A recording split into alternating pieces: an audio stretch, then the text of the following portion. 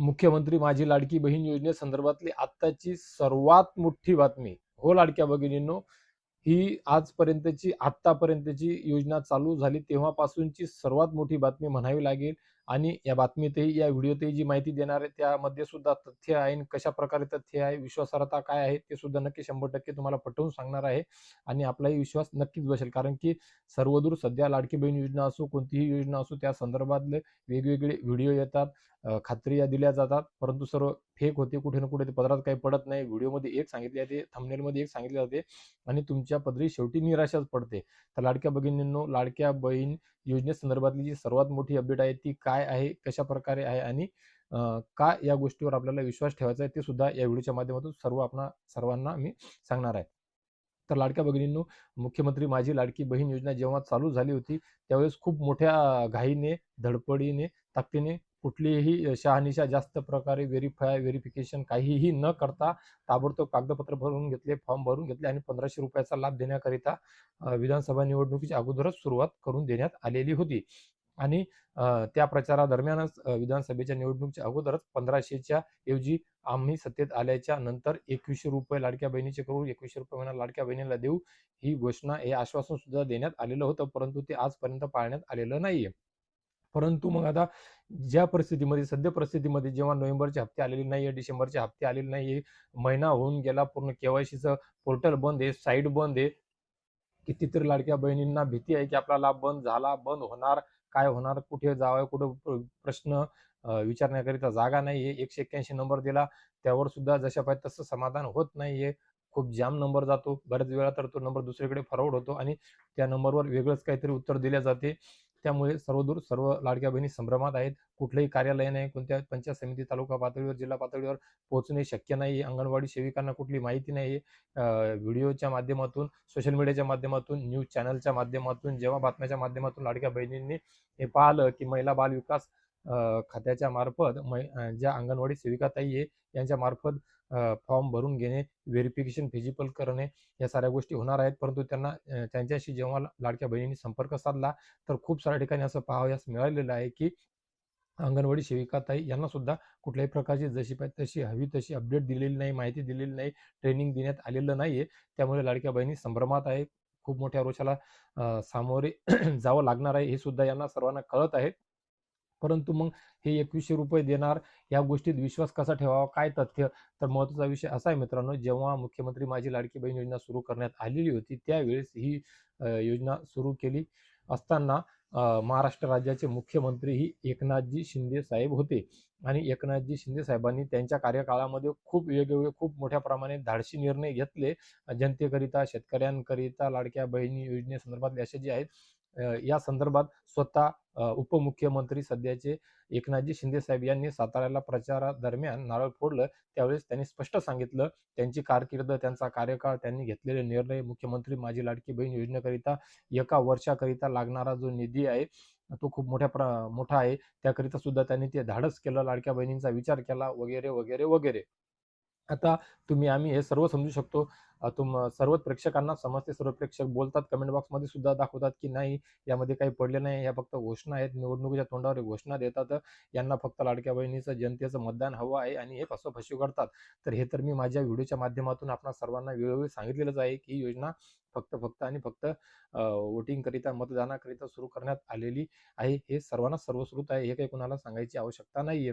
जे श्रावणबाळ चे लाभार्थी आहेत, संजय गांधी निराधार योजनेचे लाभार्थी आहेत, दिव्यांग बांधव आहेत, ज्येष्ठ आहेत, सिनियर सिटीजन आहेत, त्यांना खऱ्या अर्थाने गोळी, औषधी, खाणे-पिणे, साखऱ्या, पत्ती, किराणा, या छोट्या-छोट्या गोष्टीसाठी जे मोठ्या मुश्किलने आत्ता वाढलेले 1000, 1200, 1500 रुपये जे आहेत ते सुद्धा त्यांना महिना भेटत नाहीये.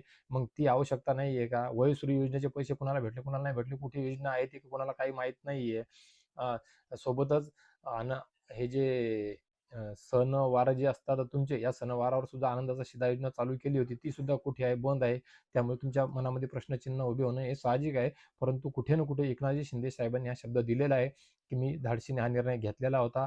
हिमतीने हा उपक्रम राबवण्याचा प्रयत्न केला, ही योजना चालू केली आणि नक्कीच आता इथून पुढे सुद्धा ₹2100 करण्याचा जो माझा ध्यास आहे तो नक्कीच मी पूर्ण करणार, असं एकनाथजी शिंदे साहेब यांनी सांगितलेलं आहे आणि त्यांनी ते त्या प्रचारादरम्यान भलेही प्रचार असेल, घोषणा असतील, बोलून दाखवलं की मी जे बोलतो ते मी करून दाखवतो असं त्यांनी सांगितलेलं आहे. त्यामुळे कुठे ना कुठे थोडं काय होणं त्यांच्यावर आणि त्यांच्या शब्दावर विश्वास आपण ठेवू शकतो. महाराष्ट्रातील लाडक्या बहिणी, महाराष्ट्रातील जनता किंवा ते काही ना काही पाऊल उचलतील.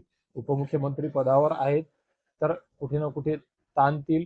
सर्व लाडक्या बहिणींकरिता 2100 रुपये करण्याकरिताचा प्रयत्न ते नक्कीच करू शकतील आणि कुठे ना कुठे ज्या अर्थी या लाडक्या बहिणी वगळण्याचा प्रयत्न सुरू आहे, जे खरे लाभार्थी आहेत फक्त त्यांनाच लाभ देण्याचा जो प्रयत्न आहे आणि जे खोटे लाभार्थी आहेत ते खोटे लाभार्थी वगळल्याच्या नंतर जो काही या 45,000 रुपये कोटी एका वर्षाकरता ज्यांना जे लागतात त्यापैकी जर काही लाभार्थी वगळून ती रक्कम कमी होत असेल तर मग परत 45,000 रुपये कोटी पूर्णपणे, परंतु लाभार्थी कमी झाल्यामुळे त्यांना 1500च्या ऐवजी 1500 रुपये महिन्याच्या ऐवजी कुठे ना कुठे 2100 रुपये देण्याला सोपे जाईल. हरकत राहणार नाही, काही अडचण येणार नाही. याकरिताच कुठे ना कुठे जे लाभार्थी बोगस आहेत ते कापून त्यांना वगळून जे खरे लाभार्थी आहेत त्यांना 1500च्या ऐवजी 2100 रुपये हे देणं शक्य होऊ शकते. मित्रांनो, हे शक्य आहे. परंतु आता किती वेळ लागणार, कधीपर्यंत उपमुख्यमंत्री, मुख्यमंत्री, अर्थमंत्री हे सारे मिळून या बजेट दरम्यान करतात का, या निवडणुकीच्या अगोदर करतात का, की ह्या ज्या जिल्हा परिषदेच्या स्थानिक स्वराज्य संस्थेच्या निवडणूक आहेत या झाल्याच्या नंतर करतात, किंवा बजेटमध्ये याची तरतूद होऊ शकते का, या सर्व गोष्टी विचार करण्यासारख्या आहेत, या सर्व गोष्टी पाहण्यासारख्या आहेत. त्यामुळेच मित्रांनो आपण सांगितलेलं आहे की उपमुख्यमंत्री एकनाथ शिंदे यांनी जर सांगितलेलं आहे, त्यांनी जी योजना चालू केली होती, त्यांनी जे धाडस दाखवलेलं होतं, त्यांनी अगोदर धाडस दाखवल्याप्रमाणे अजून एक वेळ ते धाडस दाखवू शकतात का, हे सुद्धा सर्व काही गोष्टी पाहण्यासारखं आहे. कारण की महायुतीला या योजनेमुळेच भरभरून मतदान मिळालेलं आहे असं त्यांनी सांगितलं. महाराष्ट्रभर खूप मोठ्या प्रमाणामध्ये त्यांना कल मिळाला. 232 सीटापर्यंत ते पोहोचले. एक हाती सत्ता त्यांना ताकदीने मिळाली. या सर्व गोष्टी लाडक्या बहिणीमुळेच शक्य झाल्या, हे त्यांनी त्यांच्या प्रचारादरम्यान बोलून दाखवलेलं आहे. याचाच अर्थ की लाडक्या बहिणीला वाऱ्यावर सोडता येणार नाहीये, लाडक्या बहिणीसोबत फसवणूक करता येणार नाहीये. शेतकऱ्यांसोबत भलेही ते वेळप्रसंगी वेगवेगळे प्रकार झालेले असतील, परंतु लाडक्या बहिणींचा फटका त्यांना सोसवणे शक्य नाहीये. आत्ताच काही दिवस अगोदर लाडक्या बहिणी वेगवेगळ्या जिल्ह्यात, वेगवेगळ्या तालुक्यात रस्त्यावर उतरलेल्या आहेत आणि लाडक्या बहिणींचा श्राप ते घेतील, त्यांचा रोष ते सहन करतील असं सध्या तरी वाटत नाहीये. याचमुळे याचाच अर्थ असा की कदाचित मार्चपर्यंत काय होणं, 2-3 महिन्यामध्ये वेळ प्रसंगी ही गोड बातमी जी आरच्या माध्यमातून समोर येऊ शकते की लाडक्या बहिणीला आता पुढच्या महिन्यापासून 2100 रुपये मिळणार. तर मित्रहो, 2100 रुपये मिळणार या संदर्भातली ही जी महत्त्वपूर्ण अपडेट उपमुख्यमंत्री एकनाथजी शिंदे साहेबांकडून मिळालेली आहे, ती मी आपणा सर्वांपर्यंत शेअर करण्याचा प्रयत्न केलेला आहे मित्रांनो. तर मित्र, आशा करतो की नक्कीच या सर्व महाराष्ट्र राज्यातील तमाम माझ्या लाडक्या भगिनींना मी तुमचा लाडका भाऊ नितीन अग्रवाल या चॅनलच्या माध्यमातून, या पेजच्या माध्यमातून, भारत कला लेनकी अग्रवाल या चॅनलच्या माध्यमातून 2100 रुपया संदर्भातली एक गोड बातमी देण्याचा प्रयत्न केलेला आहे. ती तुम्हाला सांगण्याचा प्रयत्न केलेला आहे की कसं शक्य होऊ शकते, कसं ते आपल्याला देऊ शकतात, विश्वासार्हता आपण कशी ठेवू शकतो. तर ही जी बातमी, ही जी अपडेट, ही जी माहिती आहे नक्कीच नेहमीप्रमाणे आपल्या सर्व महाराष्ट्र राज्यातील तमाम लाडक्या बहिणींना आवडली असेल, लाख मोलाची वाटली असेल. तर लाडक्या भगिनींनो, या व्हिडिओवर कोणी नवीन असेल तर त्यांनी अशीच माहिती, वेळोवेळी विश्वासार्ह माहिती आपल्या सर्वांपर्यंत मी सर्वात अगोदर पोहोचवू शकेन. याकरिता माझ्या चॅनलला सबस्क्राईब करून घ्या, पेजला फॉलो करून घ्या, व्हिडिओला लाईक करा, बेल आयकॉनचे बटन दाबा आणि इतर महाराष्ट्र राज्यातील तमाम लाडक्या बहिणींपर्यंत ही गोड बातमी, ही अपडेट, ही महत्त्वाची माहिती पोहोचावी. याकरिता या व्हिडिओला सुद्धा त्यांच्यापर्यंत नक्कीच शेअर करा लाडक्या भगिनींनो. तर लाडक्या भगिनींनो, या व्हिडिओमध्ये तुर्तास एवढेच. आणि मी ज्याप्रमाणे नेहमी तुम्हाला सांगतो व्हिडिओच्या शेवटी की भेटूया एका नवीन व्हिडिओमध्ये तुमच्या आमच्या उपयोगी माहितीसह आणि एका गोड बातमीसह. तर त्याचप्रमाणे लाडक्या बहिणींनो, पुढच्या एका व्हिडिओमध्ये तुमच्या आमच्या नक्कीच उपयोगी माहिती सोबतच गोड बातमी सोबतच भेटूया. तोपर्यंत धन्यवाद लाडक्या भगिनींनो.